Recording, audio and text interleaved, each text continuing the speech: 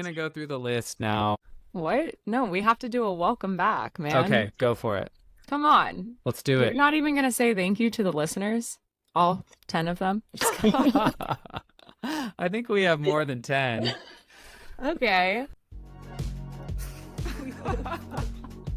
Many Such Cases is a podcast where we have conversations about the communities, cultures, and economies that are emerging on Farcaster. You guys, we're back with another episode of Many Such Cases. Shout out to Jonny for the rebrand. Good job. Thank you. It was fun to watch you do graphic design and do designy stuff. I never get to see that part of you. I just see you yap and post memes, and yeah, it was fun. Yeah, it's always kind of chaotic and uncertain, but we get there in the end. I remember when we did the Club TED stuff, we had all these ideas and then we landed on the meme, and then it was oh, this is perfect, and then it kind of just went from there. But I feel like design is always a little bit like that. Yeah, it was fun. I forgot about Club TED. Sent Jonny a couple of ideas and I was like, I need help. And then an hour later I had a full Figma of different ideas, and I was like, wait, I like this, I don't like this, I like this. Yeah. And then it was off to the races. So if you look at Club TED and you're like, wow, I love the aesthetic, you can thank this man right here. Well, it was a joint effort, just like Many Such Cases was. We did it together. This is a funny analogy to make for design process, but when you go to the eye doctor and they put that crazy thing in front of your face, and then they flip and they're back and forth. yeah, and they're like A or B, and you're like A, and then they're like A or B, and you're like B, and you just go through this process until finally you can see in perfect Superman vision. I feel like design process is like that. Is a lot of people try to galaxy brain it and get to the very end state, zero to end state, and it's no, you just have to get to the next point, which is do you like this or that? I like that. Okay, great, let's do an iteration based on that in that direction, and then you just keep going through that process until eventually you end up somewhere where you're like, hell yeah, this is what we want. That's a good analogy. I like that. I knew exactly what you were referencing. Yeah. I don't know, it's just a process. You have to be willing to go through it and be comfortable with not knowing where it may take you. But and constructive criticism. Yes, that's right. That's right. All right, so we should get into it. You want to tee up the intro? Yeah. So I listed a bunch of things for us to chat about. Jonny, do you want to share your reaction? Yeah. So looking at this list, I think I started off by going through it and being boring, boring, boring. That's interesting. That's interesting. Boring. And I was are they actually boring, or do you just not know that much about them? Because you'll probably yap. Yeah, you'll probably yap your head off for the rest of the episode about the things that you call boring. Anyways, the things on the list are boosts, blocks, $5 Warpcast rewards, channel, PvP, which may not be so PvP anymore, mini apps, and I think that's actually a pretty robust agenda, and we can dig into it. Sound good? Yeah, let's do it. Do you want to do a feelings check-in? No. Okay. Me neither.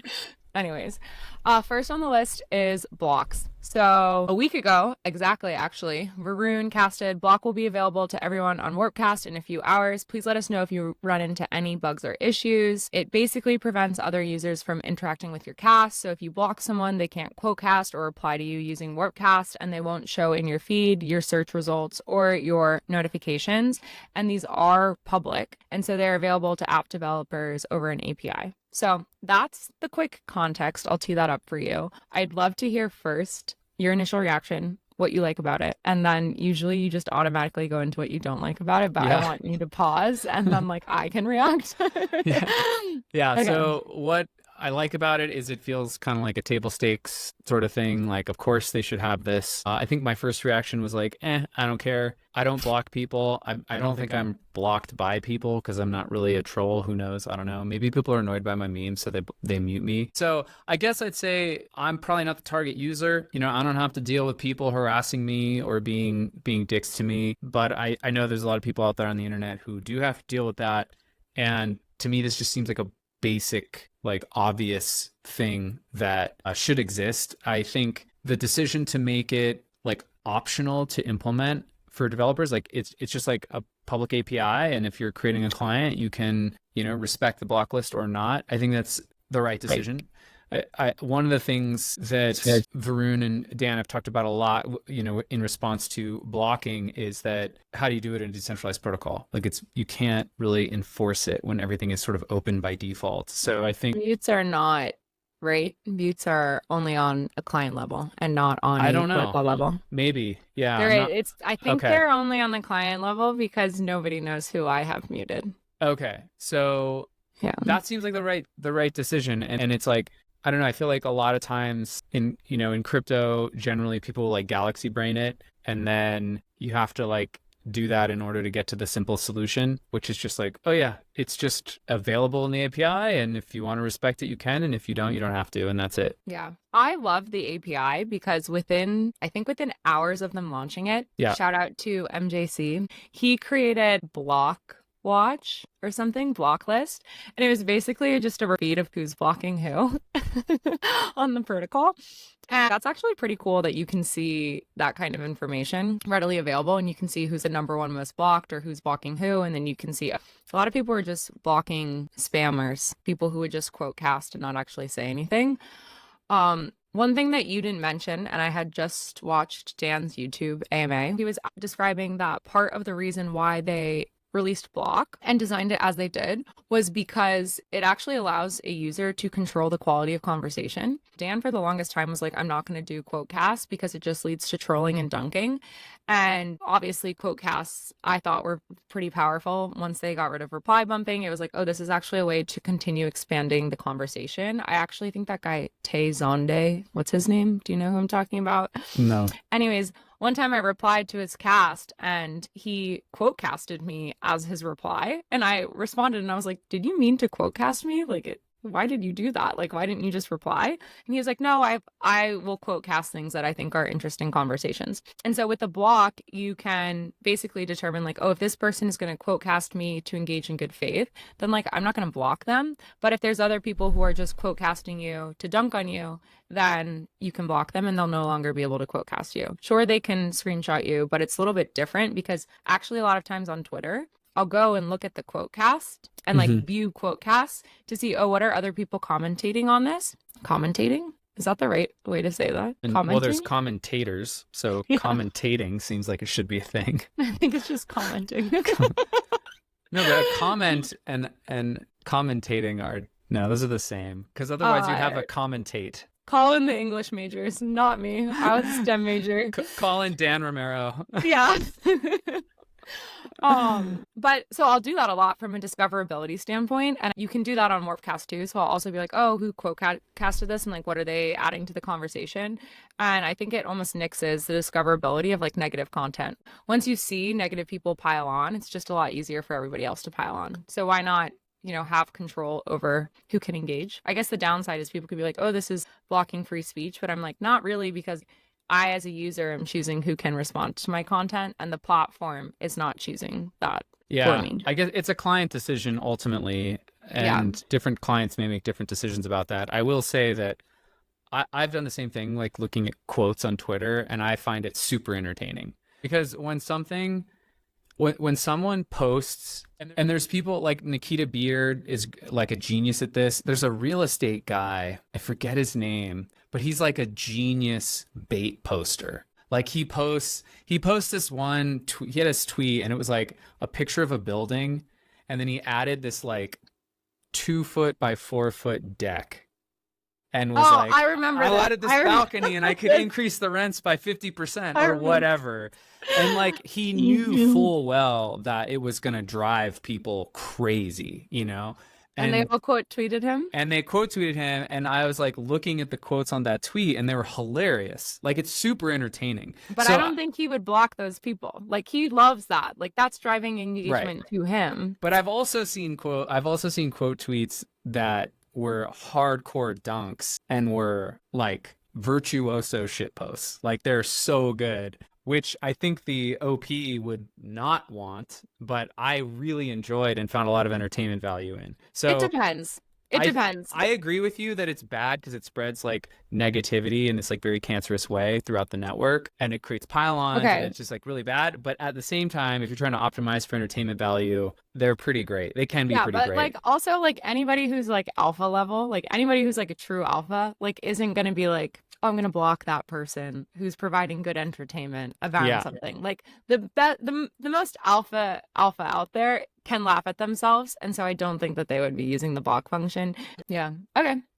Anything else about blocks? Next topic. Next topic is, do you want to do mini apps or Warpcast rewards and boosts? Let's do rewards and boosts. And I like the coupling of those two things because I think they go hand in hand. Yeah. This is Jonny is referencing my like non-scientific, very intense analysis of the correlation between boosts and $5 rewards, which we might dig into. But okay, so 9 days ago, Varun casted. Warpcast is giving out $5 each day to the top 100 casters. Rewards are given based on the amount of engagement your casts get divided by the number of active followers you have. And they're running this experiment through the end of the year to see if it drives people to create more interesting content. Engagement from low quality or spammy accounts is not counted. It's machine learning, and it's also manual inputs deciding the classification of the top 100 casters and engagement. And it gets sent directly to your connected wallet as USDC on Base. So anyways, let's start with your reaction. The good. So I didn't have a strong reaction to this. I was just like, oh, cool.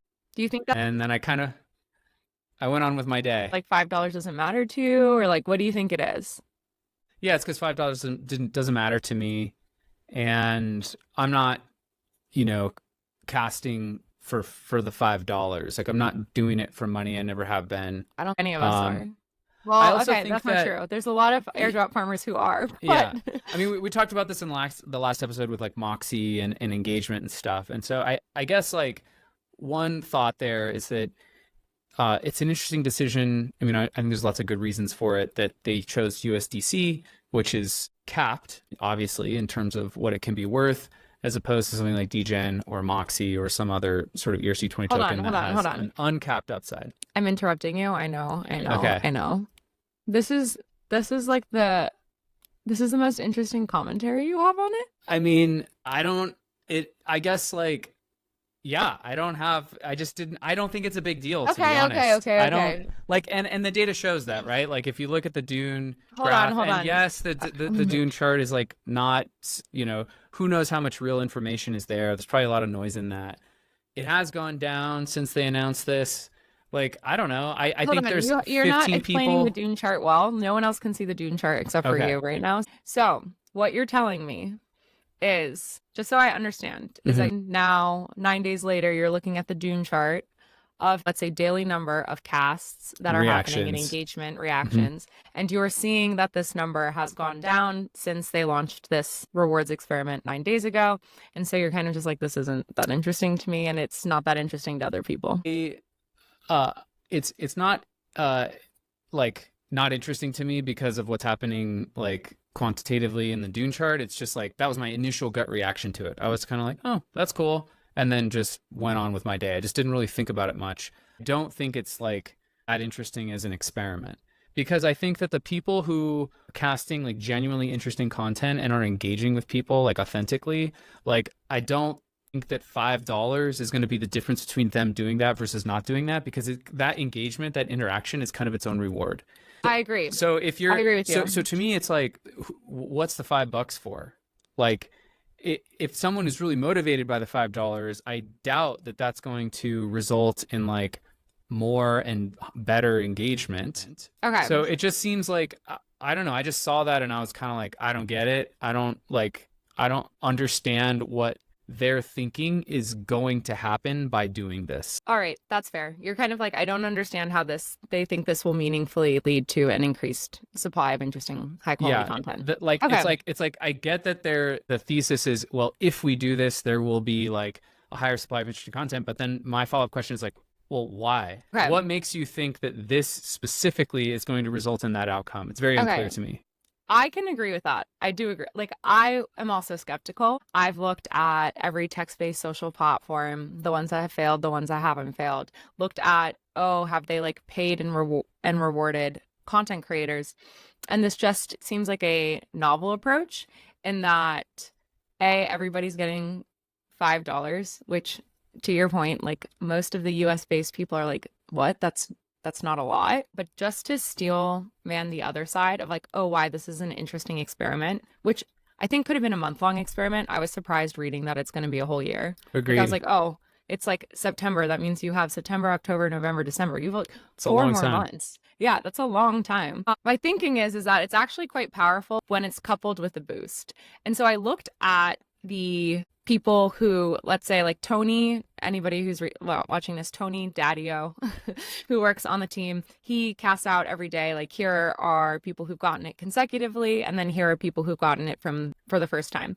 And if you look at the people who've gotten it for the first time, I would say about half of them are actually new users who have casted in that 24-hour period about receiving a boost. And so I guess what excites me is like you and I aren't the target user for this, and you can tell that because they're not looking to activate OGs who are already sticky and like on the platform and casting each and every day. They're looking to encourage like new casts from new people who could then become as sticky as we are, is my take on it. And I think it can be powerful in the fact that like number one, they are normalizing it based on your follower counts. And the fact that boosts can only be applied to accounts with less than 10,000 followers means like, oh, here, boost, everyone on the platform will see your content, meaning that you're actually way more likely to then earn the $5 Warpcast reward if you're doing that. And then people are going through the list and following all of the people who are on Warpcast rewards because they're like, oh, they post good content.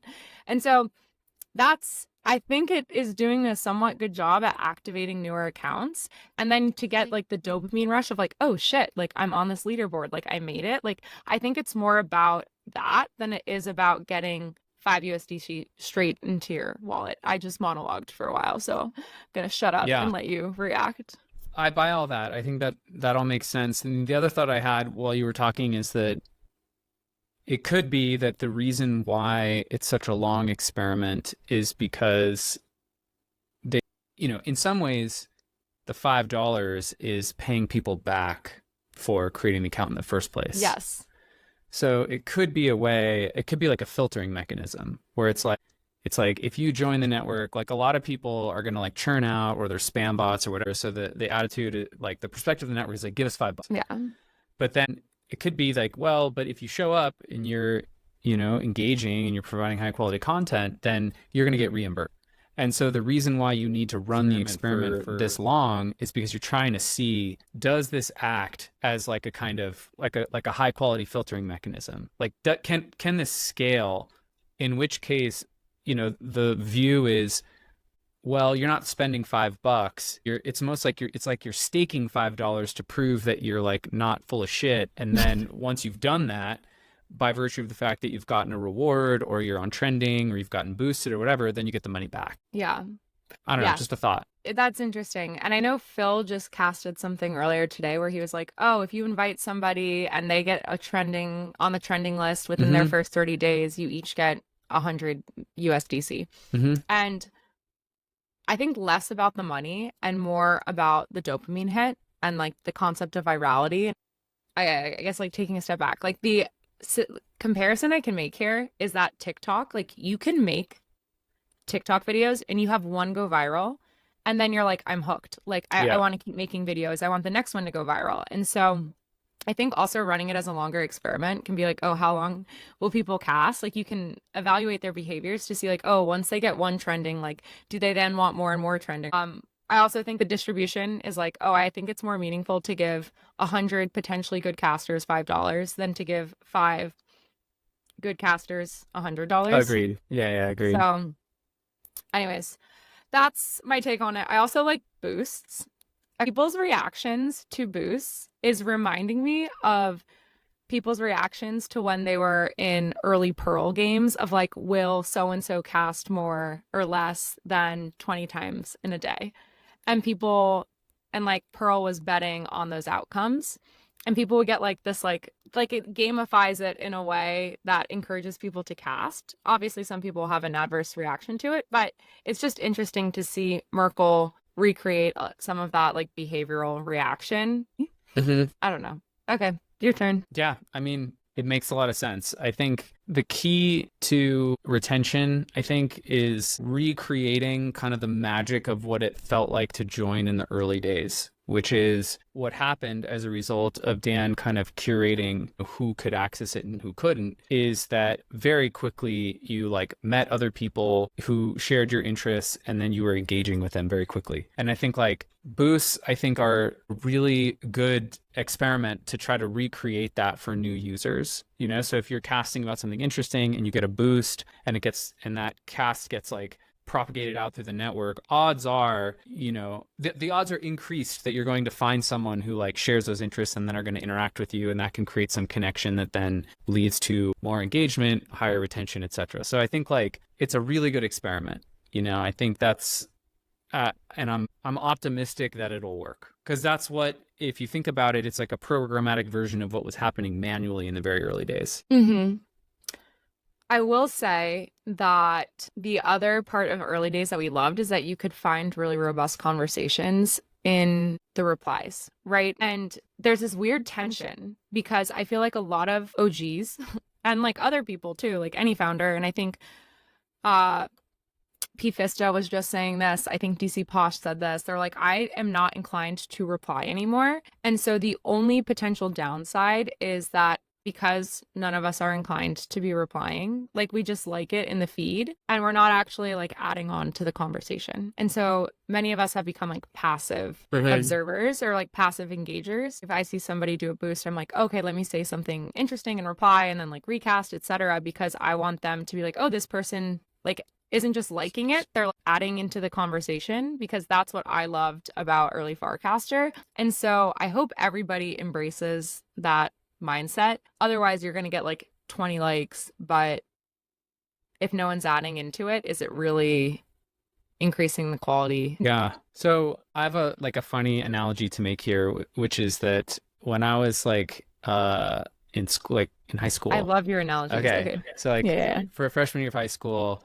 like first day of school, I saw a kid with a Motorhead shirt. And a what? Motorhead. It's a band. Is it like a rock band? Yeah, it's like a rock band. And so is it like heavy metal? Kinda is like, you guys, before Jonny and I heavy get metal. along in so many ways, and we cannot be farther apart in terms of our music taste. Yeah, I mean, I have taste.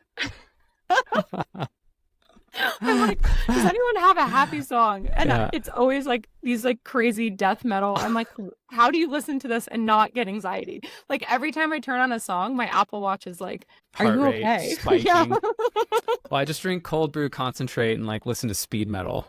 Like get work done. I don't even know it's what great. speed metal is. Okay, so anyway, analogy.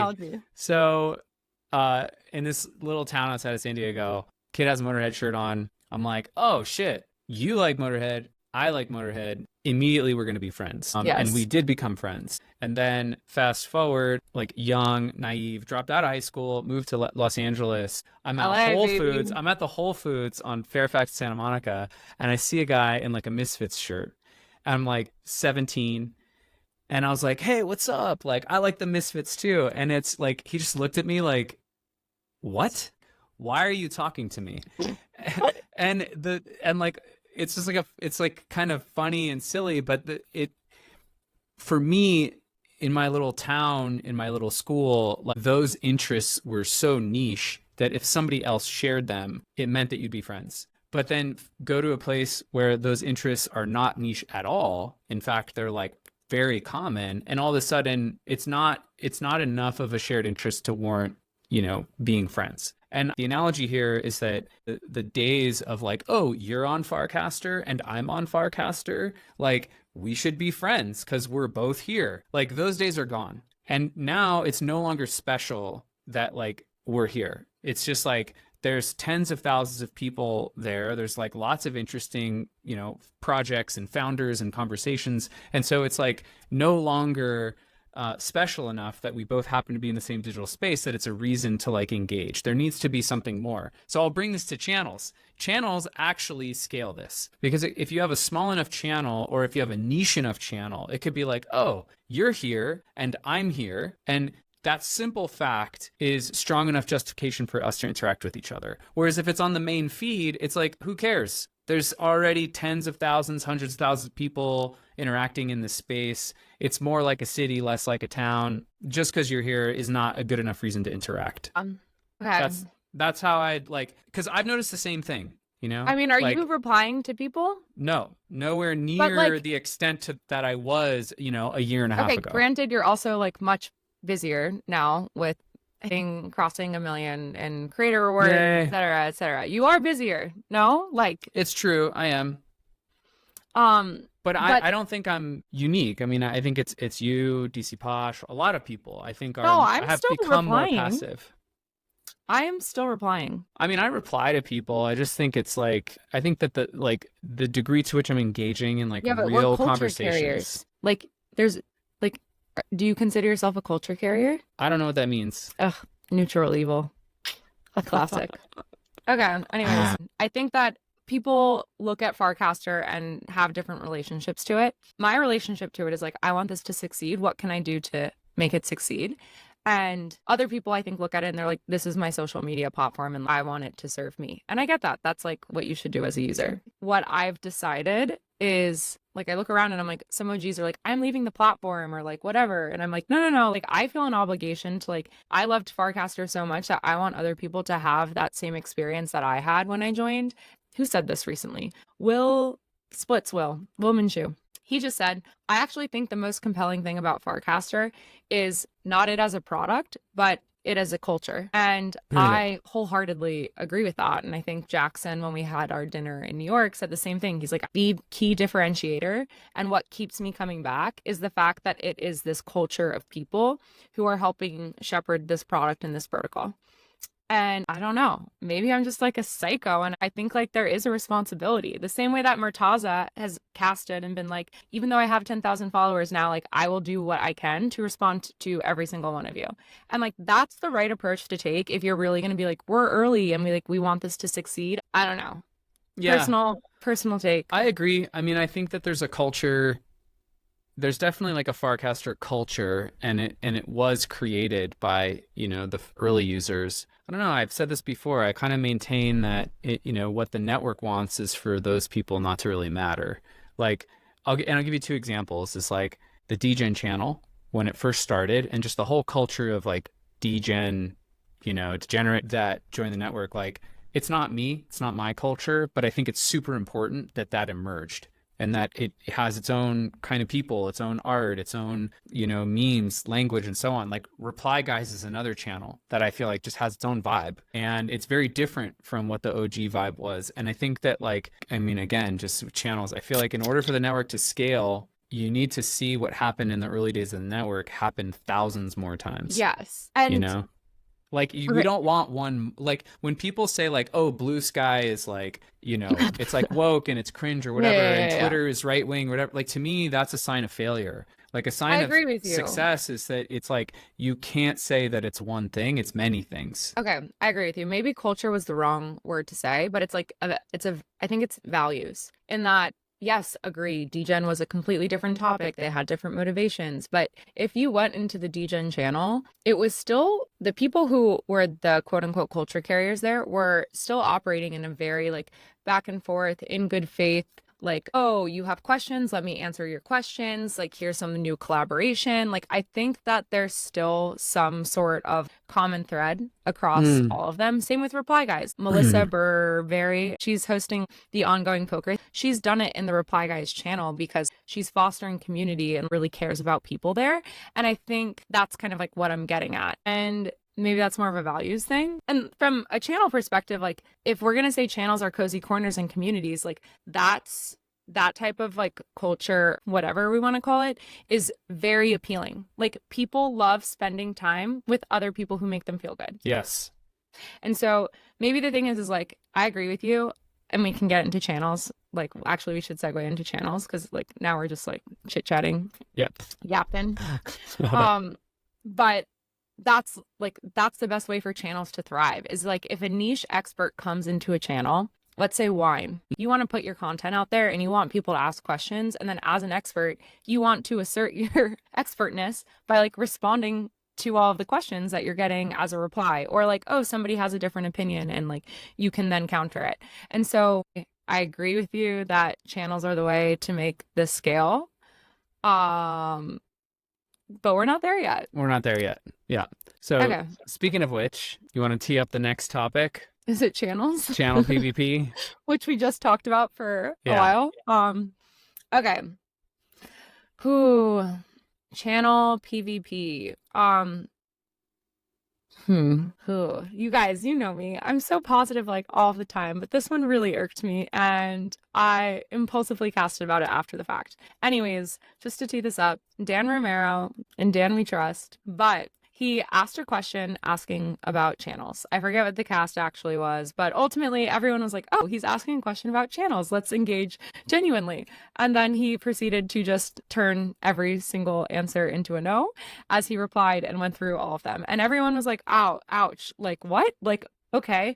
And so A, either he just like shouldn't have asked, or B, he should just like take a little bit more time to be thoughtful and like replying and being like, oh, there's like, he's clearly thought about these more than anybody else. Anyways, I go out and I'm like, yo, because clearly there's only 3 answers to this cast, which is like, build your own client, we're not prioritizing it, or go eat shit. Just kidding. That wasn't the last one. But I was like, I want to build a channel client. Like, I'm obsessed with the idea of channels. Like, let's think through this. To which I got a lot of responses. Do you want to just like recap what the reactions were, your thoughts on it? Like maybe you'll do a better job than I do because I got a little emotionally tied to it and like need a little bit of space. I mean, I think that's a good recap of what happened. And I think that Dan rebounded by creating a YouTube video and just going through and providing really thoughtful answers, kind of long form, talking thoughtful answers. And, you know, I think I'm very sympathetic to the position that he's in, you know, like, Which is what? which is that him and his team have thought a lot about these topics, probably more so than almost anyone else in the world, I would say. Like, they're like top 1%, probably top 0.1% of people who've like really thought deeply about this. And so, you know, people who have thought less deeply about it will throw out ideas. And when that starts to happen, you know, in high volume, you just don't have the capacity to kind of sit down and say, okay, let me walk you through, you know, the kind of like the full flow of thinking here so that you can understand. So you want to respond to people, but then you do it in this like very kind of curt way. You know, I've encountered this to a much smaller degree recently where people will be asking for things and I'm like, yeah, like, you haven't gone deep enough to know yet why that suggestion is actually not a good idea. Like me. So I, you know, like I think though that it just comes down to, you know, how are you interacting with people? How are you sharing these ideas? How are you sharing the perspective? And I think long form is the way, you know, Long form video, long form discussion. Like it was great when he was on here. You know, I think it humanized him in a way that it's just hard to do with text. Tone gets lost, you know, in text. So it's, you know, someone could feel like they're being a dick. And then if they say the same thing to your face, it may not feel that way just because of how they say it. So I'm sympathetic to that. And I would say that, you know, one of the things he said is like, yeah, channels have really kicked our ass. Like, it's like a really, really hard problem.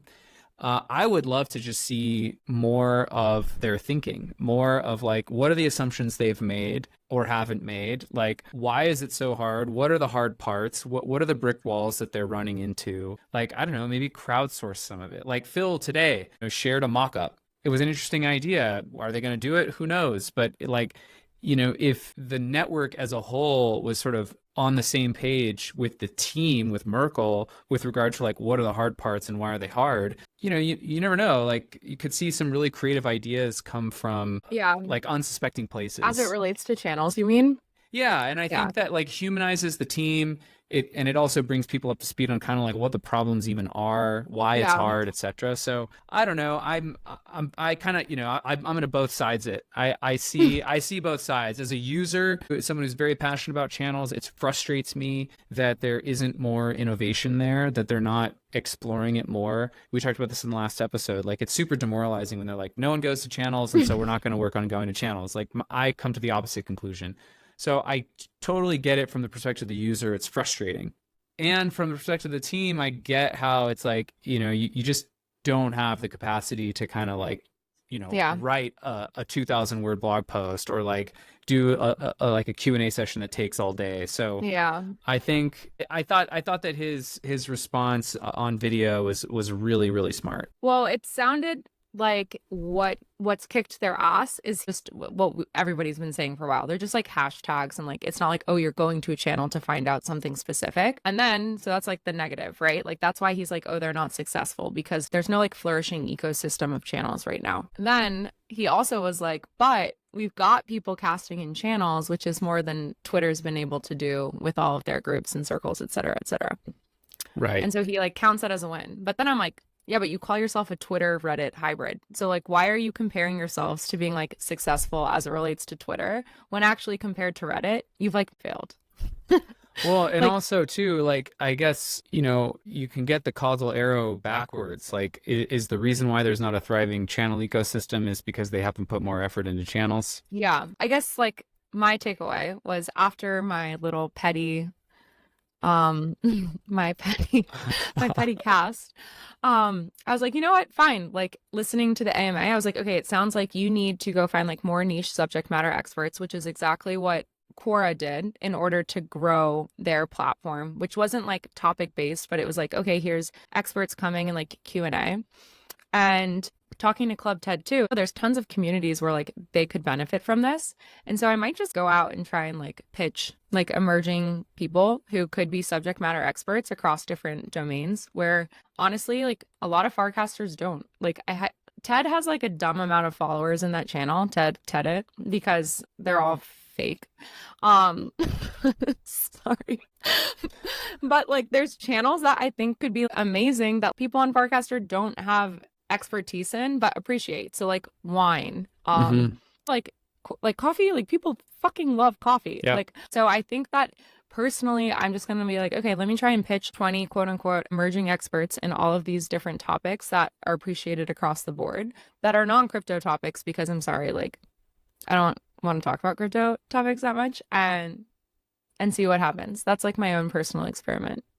Check in with me in 30 days. Yeah, I made a similar suggestion, and you were like, you said you're like, hey, I've made the same suggestion, and I think Dan is like, well, we already tried this and it didn't really work. We did it with like Gary Tan did an AMA, Vitalik did an AMA. Oh, I was like, the only thing I would add, like I agree, I think this is a good idea and it's a good strategy with pursuing. The only thing that I would add to it though is that like what I proposed was to basically find someone, like this, like a wine expert or a coffee expert. Like imagine James Hoffman, James Hoffman, the coffee guy, he's got over 1 million subscribers on YouTube. well, He's no. Why over 1 million? Like that's such a hard pitch to make. okay, fine. Find someone who's got 5,000 or Yes, 10,000 okay, or 50,000. Just like, and it could be a relatively niche thing like wine or cheese or coffee or some kind of sport or whatever, gardening. And I think if you just do it and it's not promoted outside of Farcaster, I don't think anything is going to happen. Like, I think that you need that person to promote it consistently over like a 30-day period. So they need to do like, I mean, the kind of deal that I would try to get is like, see, the example I gave was someone like Jerry Lopez, who's like the surfer. Hold on, let me just get this thought out, which is like, he's got, I don't know, 100,000 followers on Instagram or whatever. Like, get him to do an AMA in the surfing channel on Farcaster, but then importantly, get him to talk about it every week or every couple days on his Instagram so that you could try to vampire attack his audience on Instagram and then get them onto Farcaster. But then he would need to follow up with that by interacting with people and answering questions and like engaging on an everyday basis. So that's the deal that I would propose to him, and pay him if necessary. And if it worked and it created a meaningful amount of new users in that channel, then you could replicate it across other channels. But to me, like the one-off things are like not going to be meaningful. It has to happen on a recurring basis over like multiple weeks or months. Yeah, I think we agree. I just want to see more something, more product design, more new features, like deals like this, marketing. I don't know. I just feel like I want to see more happening within, under the umbrella of channels. Me too, and that's why I'm going to take matters into my own hands. Good. Yeah, if anybody has ideas, if anyone's listening and like has ideas or someone you can introduce me to, I can be quite charming sometimes, and just like introduce me and I will onboard them personally and try and spend time with them. Do you think it could work? I do. But I think it's the probably a specific sequence of steps. Okay. Okay, let's not give away the secret sauce. Yeah, but I feel, no one knows what it is yet, but my guess is that it does exist. It's just a question of like discovering it. Yeah. Okay. Yeah. Really quickly, can we talk about mini apps? Yes, mini apps. Do you want me to give you the TLDR? Yes. Or do you want to give? Yeah, go for it. I might not do a good job. Ugh. I wish someone technical were on here. But frames are incredibly limiting. Go listen to all of our podcasts about Jonny talking about how frames are actually like very, very limiting. They shouldn't be games. Like they shouldn't be full blown out apps. They should do like a very specific function or create content in some way. And so what Matthew Fox and his team did was created an app called Farcaster. You click it and it opens up like the whole screen for you, and then you can play the game on it. And so people loved it. I think more than like 1,000 people have played the game, which is like an actual meaningful percentage. Like let's say it's like 10% of like quality daily active users. Dan Cass saying Farcaster mini apps brainstorm open thread. And then afterwards he goes, I've had 2 people reach out wanting to build a mini app. Doesn't seem like it's the most important thing for us to work on. Read developer Legos. Oh, yeah. Okay, initial reaction, because I have a lot of thoughts on this. Well, I think you should go first. So I want to hear what you have to say. No, I just yapped for like 2 minutes solid. Go. No, but I think you have like a really strong opinion, like a strong response to this. So I think you should go. Just because 2 people reached out doesn't mean that like the demand isn't there. Like sometimes people are doing stuff with their lives on a weekend and like aren't responding to every cast. And also sometimes an open-ended thread is quite confusing. So shout out to Samuel Huber, who's been like going after all of the developers, being like, guys, if you think this would be helpful, please respond to this, because otherwise they're not going to prioritize it. Second, how many people are actually opening up the explore page? Our last podcast you recorded and you were like looking down the whole time, and I was like, is he in a bad mood? And I was like, oh no, he just like is using the explore page for the first time ever.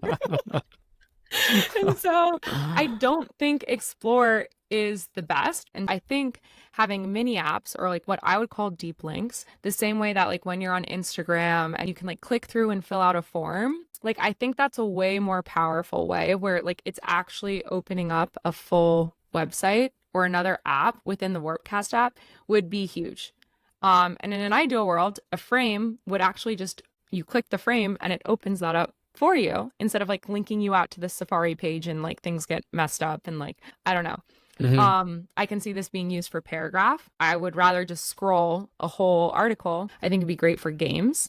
I think it could be great in a whole variety of things. And then discoverability is better because instead of having to go to the explore page and like try and figure it out, which was a great first step, people aren't actually using it. Mm-hmm. Like the way that we're discovering frames is in the feed. And so why not just have mini apps in the feed?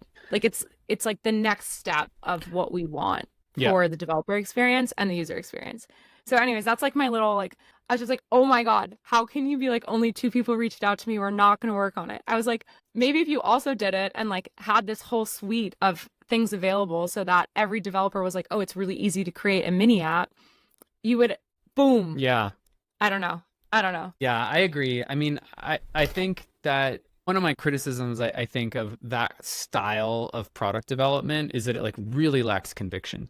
It's like you're looking for the conviction in the wrong places, which is like in other people. And you're saying, I want the market to pull this out of me, which I think is good for feature development, but I don't think it's good for creating like net new things. It's the great Henry Ford quote where he says, if I asked people what they wanted, they'd say a faster horse. Like you're never going to get to the car by asking, a bunch of people with horses what they want. They can't imagine the car. So you have to do it for them. And I think like frames are a good example of that. Once frames existed, it made a lot of sense to be like, now what do we do? And people were like, transactions. I want to transact with the frame. Cool. Then we got frame transactions. That to me is like the right like path. So I don't know. I think like my criticism of Dan there would be like, wrong approach for creating a net new thing. Like I just don't, and I agree, like a cast, like people probably aren't going to see it. Like, I don't know. I would push back on that and say like, well, do you have conviction? Yes or no? And if you do, then like, who cares what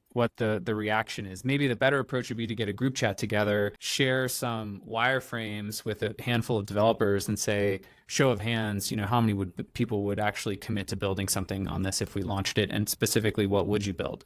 I think approach wise, that's probably like going to be higher signal. As far as this idea itself, to me, it just builds kind of on frames. Like if you think about what frames are, it's like a portal from one app into another. It's like someone can now interact with Hypersub without ever leaving Farcaster. It gives Hypersub if you think about Hypersub as this giant iceberg, it's like we can kind of wedge the tip of the Hypersub iceberg, into Farcaster, which has been phenomenal for us. We've gotten a ton of, users and transaction volume as a result of that. However, the user experience is extremely primitive. It's literally just like cycling through open graph images. So it's like very, very, very constrained. So if we could build on that. At a point now, then you're like, I guess I know I'm interrupting, sorry, but then I'm like, if your only option is to build a frame or to build a full-fledged Farcaster client, like what space are you giving people in between to build? Yeah, agreed. Like the mini app to me it's a great way. It's like something between leave Farcaster and come to our product and use our frame. It's like, well, you could use our product like from within an expanded frame or from like within Farcaster. It's just a richer experience. So to me, it builds on the value and the promise of frames. Just with, you can have a richer experience. You can have a more full featured experience. I think this whole idea of like, beg us to build it and we'll build it, to me is like insane. It's actually like developer platforms actually do the opposite. Usually it's the platform begging developers to build, not developers begging the platform to let them build. So I feel like it's, I don't know, I feel like I'm in the Twilight Zone, sort of like watching some of these interactions. And I feel quite strongly like the more developer Legos that exist, the better. Whether or not people are begging for them on the feed is orthogonal. Like you should build them and they will come. I think that's proven true on Farcaster. I think it will remain true. Yeah, I hope that they end up moving forward with it. And I'm like working on something with Matthew and the team that I hope works out. So cool. It's exciting. Okay, that's it. I gotta go. You gotta go. Same. Should we wrap? Okay. Until next time. Adios.